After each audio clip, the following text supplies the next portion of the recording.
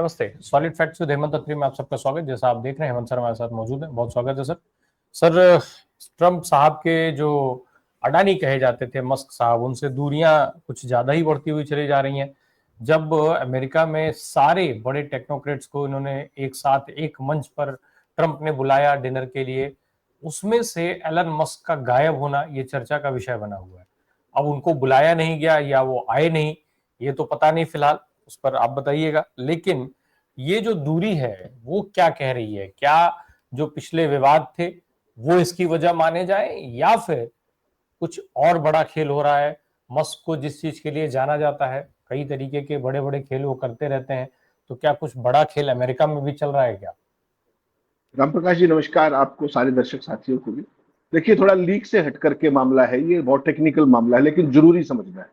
आपने बिल्कुल ठीक ओपनिंग में कहा कि ट्रंप के अडानी थे, कोई शक नहीं है इसके अंदर कि उनको लाने में जितने बड़े पैमाने पे हजारों करोड़ रुपए उन्होंने चंदा दिया ऑफिशियली, वहां दो नंबर कुछ नहीं होता, सब कुछ ब्लैक एंड व्हाइट डिक्लेयर्ड होता है।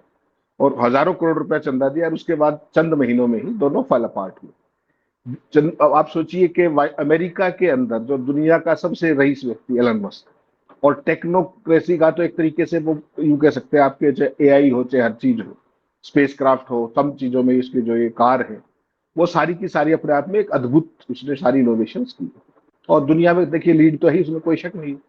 उसके बावजूद भी कल रात को, जो आज रात गई है, उसमें ट्रंप ने डिनर दिया और उस ट्रंप का नाम, जो डिनर का नाम था, उनको दिया हाई आईक्यू ग्रुप।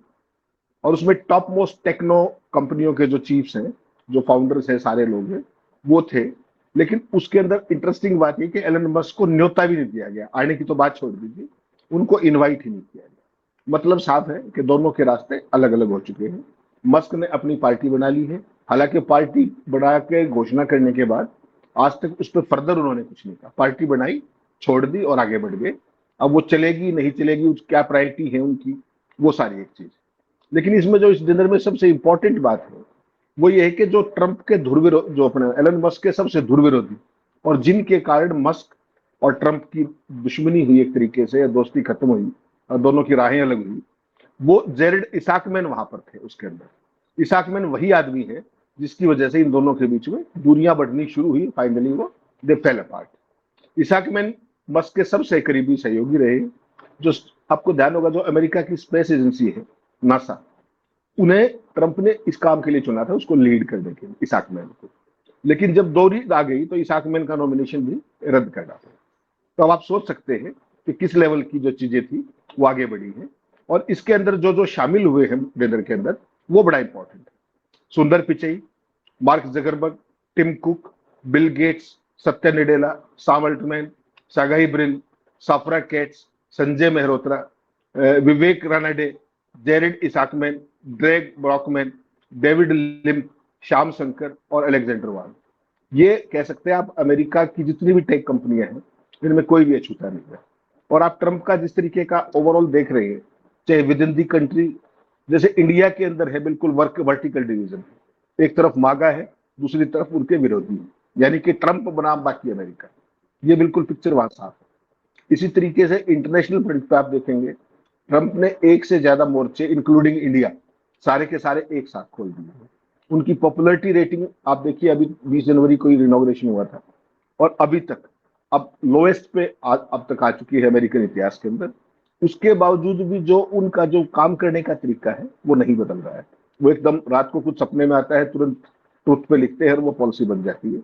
उसमें उनको अधिकार हो ना हो, जिस तरीके से टैरिफ लगाए, तमाम अमेरिकन कोर्ट्स कह चुके हैं कि उनको ये अधिकार नहीं है, यूएस कांग्रेस को अधिकार है। अब मामला सुप्रीम कोर्ट में पहुंचा हुआ है, वहां भी वही प्ली है, लेकिन उसके बावजूद ट्रंप बाज नहीं आ रहे। ट्रंप का मतलब मैं और जो मैंने कह दिया वो कानून। ना उनको किसी कांग्रेस की चिंता है, ना किसी सिस्टम की चिंता है, ना उसके फॉल आउट की चिंता है। तो अब लगता है कि वो फाइनली जाकर के जो टेक कंपनियां हैं उनका सहारा वो ढूंढ रहे हैं, कहीं ना कहीं उनके साथ गुड फेथ का जो अपना ये है ये बढ़ा है। सर, एक और चीज है, ट्रंप की जो उसके इस डिनर को जो नाम देने की बात है, हाई आईक्यू ग्रुप जो उन्होंने नाम दिया, तो उसका मतलब क्या ट्रंप के हिसाब से लो आईक्यू वाले माने जाए मस्क साहब? नहीं, बस को तो उन्होंने एक तरीके से जैसे दूध में से मक्खी निकालने के फेंकने वाला काम होता है ना, वही काम किया। They fell apart not to meet. और अगर आप नहीं, लेकिन ट्रम्प उसके साहब का बाद तो सर मस्क और ट्रम्प दोनों ने एक दूसरे की तारीफ की। पहले विवाद हुआ, फिर उसके बाद दोनों ने एक दूसरे की तारीफ की। ये माना जाने लगा था कि सब कुछ सलट गया, मामला फिर से वापस पैचअप हो गया।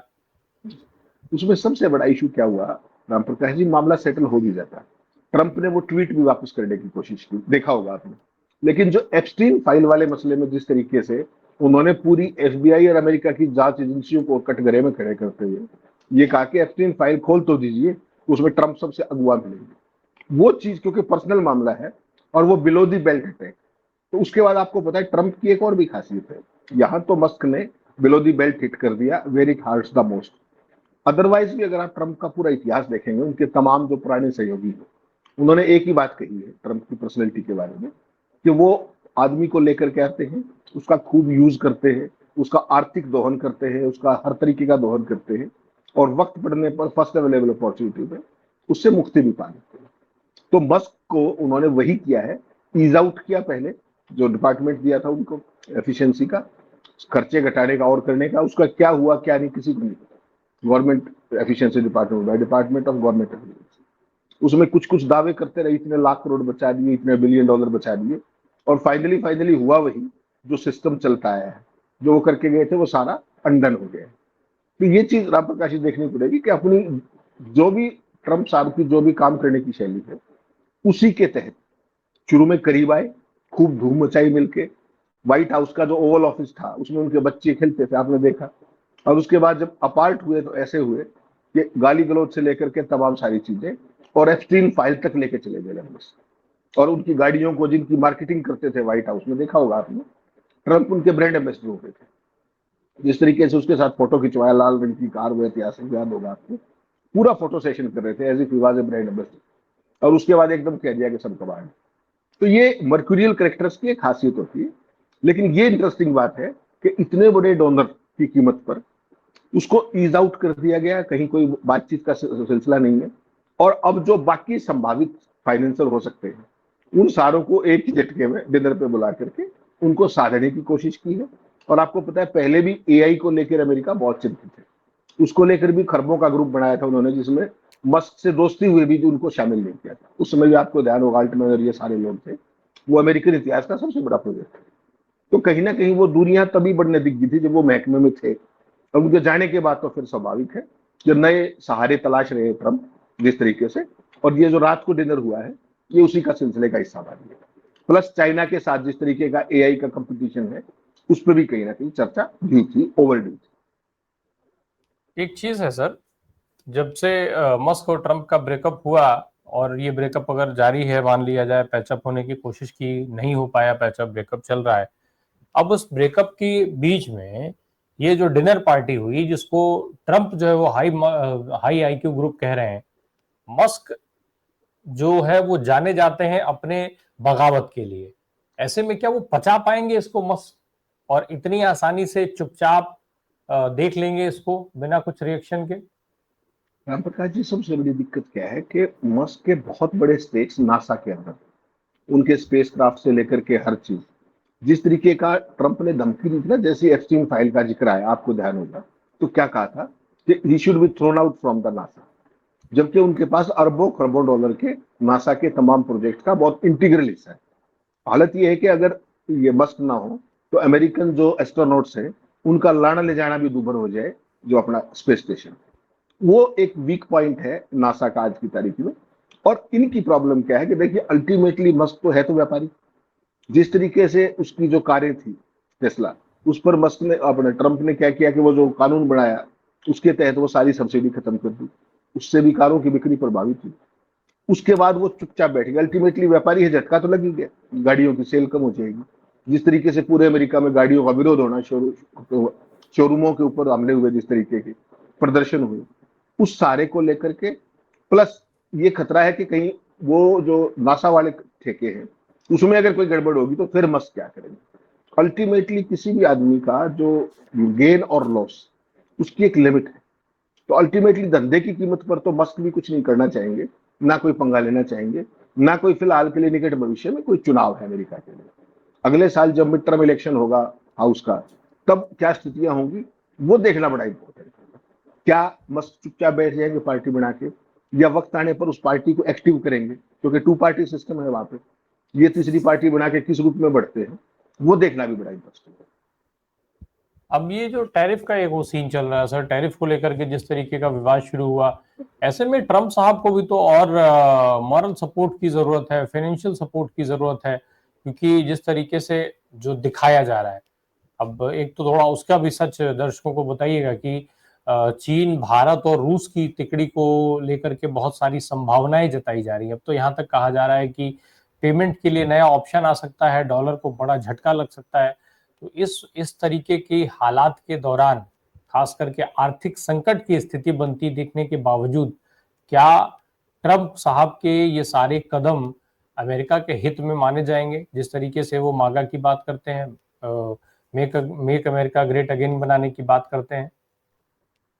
रामप्रकाश रामप्रकाश जी, 20 जनवरी से लेकर के और अब तक का अगर आप कार्यकाल देखेंगे तो इसमें अमेरिका का एजेंडा कम है, अमेरिका के हितों का एजेंडा कम है, अमेरिका के नागरिकों का एजेंडा कम है। ट्रंप की जो व्यक्तिगत एजेंडा है वो कहीं ज्यादा हावी है। आप देखिए वो जिस तरीके से ऑप्टिक्स के लिए सारे काम कर रहे हैं, आज किसी को धमकी देते हैं, किसी को धमकी देते हैं, सरेआम व्हाइट हाउस में बैठ करके अपने दोस्तों को बताते हैं कि आज इसने इतने बिलियन कमाए शेयरों में, आज इतने कमाए। तो ultimately he is not working for USA plans. कहीं ये लगता है कि वो एक पर्टिकुलर उद्योगपति है जो उनके अपने करीबी मित्र हैं, उनके लिए सरेआम बात कर रहे हैं। अगर आप अभी गजा की ही बात करोगे तो जिस तरीके से गजा के ऊपर इसराइल दिन रात लग के उसको खाली कराने पर लगा हुआ है, वहां के लोगों को गजा छोड़ने के एवज में पैसे दे रहा है कि आप छोड़ के चले जाइए, वो क्या है आपको पता है? ट्रंप मूल रूप से तो एक रियल्टी है ना, रियल एस्टेट का काम है उसका। जिस तरीके से उसने कहा था कि यहाँ पर हम बहुत खूबसूरत रियल एस्टेट डेवलप करेंगे और करेंगे, तो नेतन्याहू आपने देखा कि उसी प्रोजेक्ट पर लगातार काम करेंगे। बहुत बड़े पैमाने पर गजा के अंदर जिस तरीके से फिलिस्तीनियों को मार दिया गया, बेचारों को, लाखों लोगों को आज भूखमरी की स्थिति कर दी है, उसके बावजूद भी क्या बाज आ रहे हैं नेतन्याहू, और क्या नेतन्याहू की अकेले की इतनी हिम्मत है? उनके पीछे कंधे पे किसका हाथ है? तो कहने को तो वो इसराइल को मदद कर रहे हैं, लेकिन इनडायरेक्टली अगर आप देखेंगे राम प्रकाश जी, तो अपना जो रियल एस्टेट का धंधा है कहीं गजा में वो तो नहीं तलाश रहे। तो इतना अनफॉर्चुनेट कि जो देश दुनिया को सरपंच कहता है दुनिया का अपने आप को, उसका एक ऐसा राष्ट्रपति आया कि उसने अपने धंधे के लिए पूरी ग्लोबल पोजीशन, सारे मिडिल ईस्ट की स्थिरता, सुरक्षा, हर चीज को दांव पे लगा दिया। और नेतन्याहू की मजबूरी ये है कि उनको सत्ता में बने रहना है, उसके लिए वो ट्रंप का हर एजेंडा पूरा करने के लिए तैयार है। तो ये पूरी सिचुएशन जो है, एक तो वहां हार्मफुल, आपने दूसरा बड़ा इंपॉर्टेंट सवाल कहा कि रशिया, चाइना और इंडिया। अगर आप अमेरिका के अंदर देखेंगे, जो पुराने रिपब्लिकन्स भी हैं ट्रंप की पार्टी के, वो भी ये बात कह रहे हैं कि भारत के साथ संबंध बिगाड़कर ट्रंप बहुत गलत काम कर रहे हैं साउथ एशिया के अंदर, और इस पूरे रीजन को गवा देंगे एक तरीके से। लेकिन उसके बावजूद भी वो बात तो नहीं आ रहे, उसी तरीके से हर रोज बयान, आज फिर बयान दे दिया। सुप्रीम कोर्ट में ये कह रहे हैं कि भारत ये युद्ध रुकवाने के लिए, रूस और यूक्रेन का युद्ध रुकवाने के लिए भारत को फिक्स करना बहुत जरूरी है। ये ऑफिशियली ट्रंप एडमिनिस्ट्रेशन कह रहा है सुप्रीम कोर्ट के अंदर। इससे पहले लोअर कोर्ट्स में आपने देखा, डिस्ट्रिक्ट कोर्ट्स में, फेडरल कोर्ट्स में, हर जगह वो इस तरह का प्रोपेगेंडा सरकार करती है। और कभी डिप्लोमेटिक इश्यूज को कोर्ट में इस तरीके से नहीं रखा जाता है, डिप्लोमेटिक चीजें खोल के नहीं रखी जाती, वो सरकारों की अंदरूनी चीजें होती।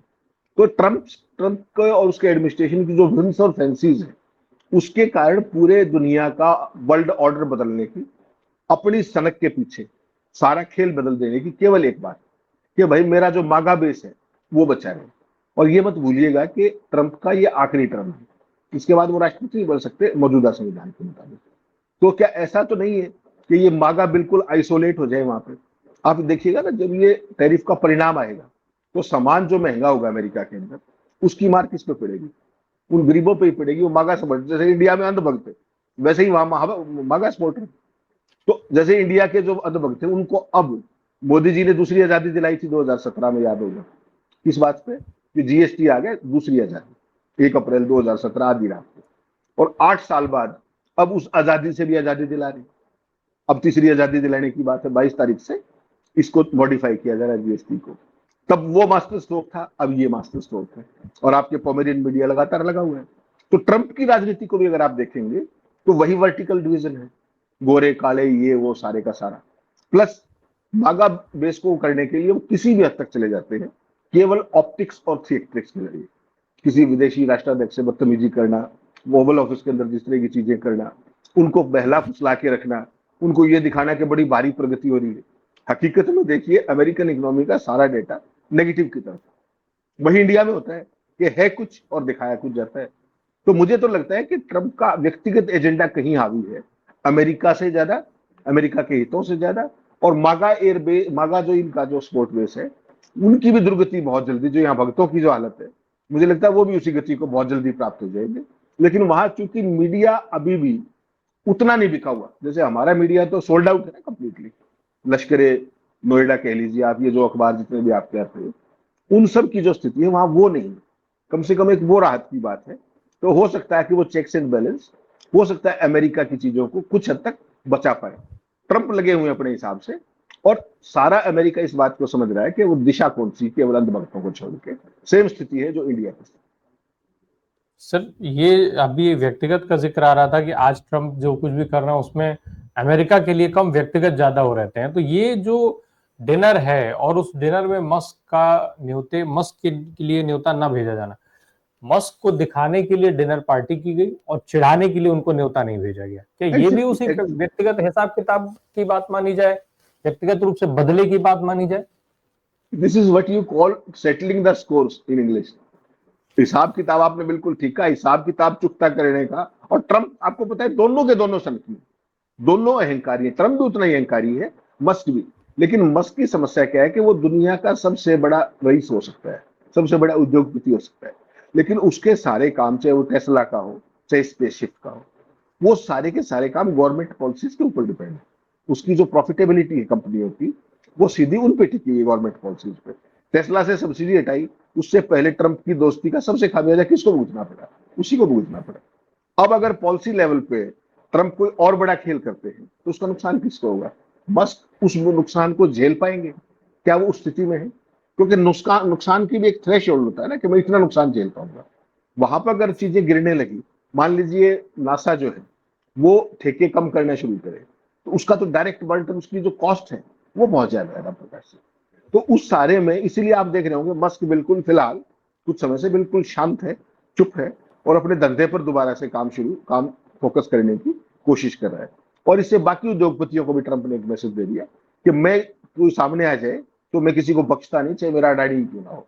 ये बात बड़ी लाउड एंड क्लियर गई है।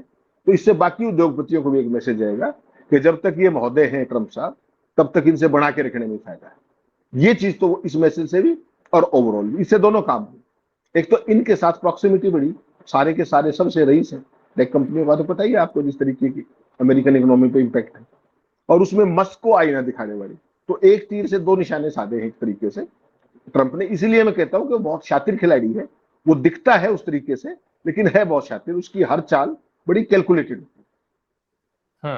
लेकिन इस पूरे विवाद में एक तरफ ट्रंप साहब जो है आपस में अमेरिका के अंदर विवाद पैदा कर रहे हैं और दूसरी तरफ दुनिया के अंदर विवाद पैदा कर रहे हैं। तो व्यक्तिगत हिसाब किताब के चक्कर में जो अमेरिका को वो झोंक रहे हैं, जिस गर्त में, जिस आग में अमेरिका को जलाने की कोशिश कर रहे हैं, उसका असर क्या होगा? अभी कुछ धीरे धीरे विरोध शुरू हुआ है, लेकिन ये विरोध क्या इतना पर्याप्त है कि अमेरिका की अच्छाई के लिए, अमेरिका की अच्छी भलाई के लिए कुछ बात बन सके? क्योंकि अभी इस तरीके का विरोध तो नहीं दिखा है ट्रंप साहब का। राम प्रकाश जी, जब ये शुरुआत हुई थी, आपने देखा जब इनके दफ्तर में मस्क थे, तब तो बड़ा जबरदस्त, लोग बहुत बड़े पैमाने पे 250 प्रदर्शन अमेरिका में एक दिन में होने लगे थे। अब ट्रंप का खेल समझिए क्या है कि मस्क तो आउट हो गया उधर, और उसका तो एक्स है, वो सारी चीजें इन्होंने उसके पैरेलल में पहले ही अपना ट्रूथ सोशल चालू कर दिया था। बेसिकली क्या है, अगर आप ध्यान करेंगे तो सारा अमेरिका के अंदर भी जो ट्रंप के पक्ष में माहौल बना, उसमें इन टेक कंपनियों का बड़ा रोल था, खासकर ट्विटर का। उसी के लिए उसने लाखों करोड़ रुपए लगा करके मस्क ने ट्विटर खरीदा था। उसका सबसे बड़ा सिंगल कोई बड़ा लाभार्थी था वो डोनाल्ड ट्रंप भी थे। उसको चुनाव में फाइनेंशियली मदद की और एक्स से भी मदद की। उससे हुआ क्या कि एनवायरमेंट बिल्डिंग में बड़ी मदद मिलती है। टेक कंपनियों का एक अपनी भूमिका एनवायरमेंट बिल्डिंग। तो आपने देखा किस तरीके से जो ये राज को डिनर दिया, ये बिना मतलब नहीं है, इसके बहुत गंभीर मतलब है कि बेसिकली कंटेंट मॉडरेशन को लेकर के, एंटी ट्रस्ट जैसे मुद्दों को लेकर के तमाम टकराव रहे हैं ट्रंप के अतीत में, अगर आप देखेंगे बड़ी टेक कंपनियों के बीच में। तो इस डिनर के मतलब, डिनर के लिए आप समझिए क्या है कि दोबारा से गुड फेथ, गुडविल जनरेट करने का।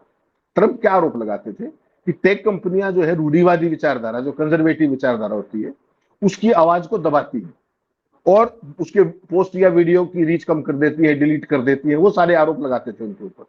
पिछले कार्यकाल में भी आपने देखा था एंटी ट्रस्ट का मुद्दा ही छाया रहा था ट्रंप के कार्यकाल में, जो लास्ट टर्म अगर आपने देखी होगी तब प्रशासन जो था ट्रंप का वो ये आरोप लगाया करता कि बड़ी टेक कंपनियां अपनी ताकत का दुरुपयोग करके छोटों की प्रतिस्पर्धा को दबा रही है, जो कंपटीशन, जो फेयर कंपटीशन की बात है। अब जब दोबारा ट्रंप सत्ता में आए हैं तो वो इस माहौल को बदलना चाह रहे हैं। जो एक टेक्नोलॉजिकल साधन का जो विरोध था उसको कहीं ना कहीं कम करने की कोशिश में है।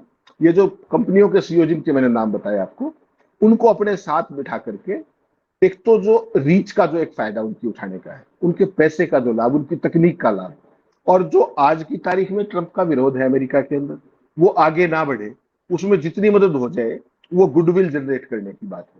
और आपको पता है टेक कंपनियों को पैसे के अलावा किसी बात से कोई मतलब नहीं। इनका कोई सिद्धांत, इनका कोई उसूल, ये सब छोड़ दीजिए, इनका कोई मतलब नहीं होता।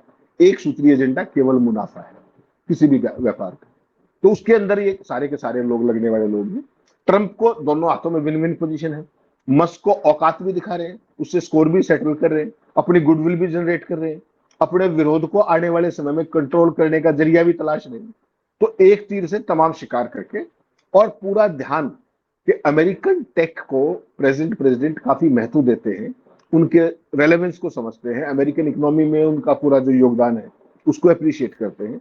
और खास तौर पर जो एआई के अंदर जो अमर्जिंग टेक्नोलॉजी है उसमें जो दिक्कत चाइना के साथ डायरेक्ट कंपटीशन होता दिख रहा है, उसमें कहीं ना कहीं उनको सपोर्ट करने के लिए भी ट्रंप खुद आगे आना चाहते हैं, ताकि जो वर्ल्ड की लीडरशिप है एआई के क्षेत्र में, इसके क्षेत्र में, उसमें ये बना रहे, उसमें कहीं चाइना आगे ना सके। ये सारा खेल। एक चीज और जरा समझ लें सर कि अभी विरोध की बात हुई, जब ट्रंप और मस्क एक साथ थे, मस्क जब तमाम तरीके के फैसले ले रहे थे तो अमेरिका की सड़कों पर बहुत सारे लोग उतरे, तमाम कैंपेन उनके अगेंस्ट चलाए गए, तमाम सारे जो है विरोध प्रदर्शन हुए। लेकिन आज की तारीख में वो सारे विरोध प्रदर्शन बंद हो गए एकदम से। जैसे ही ट्रंप और मस्क के बीच का विवाद शुरू हुआ, सारे प्रदर्शन खत्म हो गए। क्या इसके पीछे भी ट्रंप साहब का ही हाथ माना जाए क्या, कि ट्रंप साहब खुद ही मस्क का विरोध करवा रहे थे, कैंपेन चलवा रहे थे ताकि उनको आसानी से ठिकाने लगाया जा सके, किनारे किया जा सके? नहीं राम प्रकाश जी, क्या था, ये दोनों के दोनों 20 जनवरी में जैसे ही सत्ता में आए, इन्होंने टेक ओवर किया, ये जो था ना, एक जो शॉक थेरापी देने की फिराक में थे अमेरिका की जनता को। कि जो ट्रंप का तो देखिए क्या है, वो पॉलिटिकल आदमी है आज की तारीख में, अदरवाइज मूल रूप से वो पॉलिटिशियन नहीं, वो बेसिकली तो रियल एस्टेट का काम उनका है, व्यापारी आदमी है। लेकिन जैसे ही दूसरी सत्ता में आए तो वो एक बहुत लंबा चौड़ा अपने समर्थकों को, मागा सपोर्टर्स को, एक बहुत बड़े बड़े सबज बाग दिखा करके, बड़ा एजेंडा दिखा करके कि हम प्रवासियों को बाहर फेंक देंगे, ये कर देंगे, वो कर देंगे, वो पूरी एक हाइप क्रिएट की। एक मस्क ने खर्चा घटाने के नाम पर हजारों कर्मचारियों को तमाम डिपार्टमेंट से बाहर करना शुरू कर दिया। तो उससे जो शॉक थेरापी गई, वो शॉक वेव थी। और उनका फॉल आउट क्या हुआ कि वो जो कर्मचारी तमाम सीटों पर इंपॉर्टेंट पे बैठे थे, उनको सबको इज आउट किया जाने लगा। रातों रात मेल आती थी, छुट्टी, you are fired like that. तो उसमें क्या हुआ कि जो पहले 100 दिन का एजेंडा में अमेरिका की जनता को शॉक थेरापी देने के चक्कर में या रिजीम चेंज दिखाने के चक्कर में ओवरडू कर गए वो दोनों के दोनों, और दोनों के ऊपर परफॉर्मेंस का दबाव था।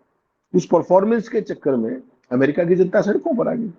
जैसे ही ट्रंप मस्क बाहर निकले, वो सारे का सारा कूल डाउन होना शुरू हुआ, क्योंकि विरोध दोनों का था।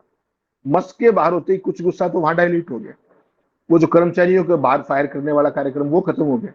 प्लस ट्रंप ने अमेरिकन पॉलिटिक्स से हाथ हटा करके, क्योंकि सामने तो कोई है ही नहीं, उधर डेमोक्रेट तो कुछ कर नहीं रहे लंबा चौड़ा, तो उसने फिर इंटरनेशनल पे फोकस कर लिया अमेरिका की वजह। तो जब अमेरिका ईज हो गया तो वहां के लोगों ने आंदोलन वगैरह भी बंद कर दिया। लेकिन अमेरिका की जो परिस्थितियां हैं, ये टैरिफ वेरिफ को लेकर के सारा, वो कहीं ना कहीं सतह के नीचे लोग वहां के समझ रहे हैं। मीडिया वो सारी चीजें रिपोर्ट कर रहा है। आने वाले समय में वो विरोध स्थायी, ना तो स्थायी विरोध था और ना स्थायी कूल फायर, वो सीज फायर है, ये दोनों के बीच की चीज है। जैसे जैसे नीतियों का परिणाम आता जाएगा, तब देखा जाएगा कि ट्रंप का आने वाला क्या होगा और जनता का किस तरीके का रिएक्शन होगा। उस सारे में डेमोक्रेट क्या करते हैं, क्या वो वेट एंड वॉच रखेंगे या वो सड़कों पर आ जाएंगे, वो सारी चीजें भी देखने की है। और ये गजा में जो कुछ हो रहा है, जो इजराइल कर रहा है, वो अपने आप में एक बहुत बड़ा फैक्टर, प्लस ये जो टैरिफ वार जो छेड़ रखा है, अभी तो वो महानता दिख रही है, लेकिन जब उसके फॉल आउट दिखेंगे तब अमेरिकी जनता क्या करेगी, महंगाई बढ़ेगी, तमाम चीजें होंगी, वो असली चुनौती होगी। उसको कैसे फेस करते हैं वो देखना बड़ा इंपॉर्टेंट है। बिल्कुल, और साथ में ये भी देखना होगा कि मस्क क्या चुपचाप इस चिढ़ाए जाने को स्वीकार कर लेते हैं या फिर उस पर वो कुछ रिएक्ट करते हैं। अगर रिएक्ट करते हैं तो क्या, और अगर चुप रह जाते हैं तो अमेरिका के अंदर क्या रिएक्शंस आते हैं। बहुत बहुत शुक्रिया सर मुझसे बात करने के लिए। Thank you so much.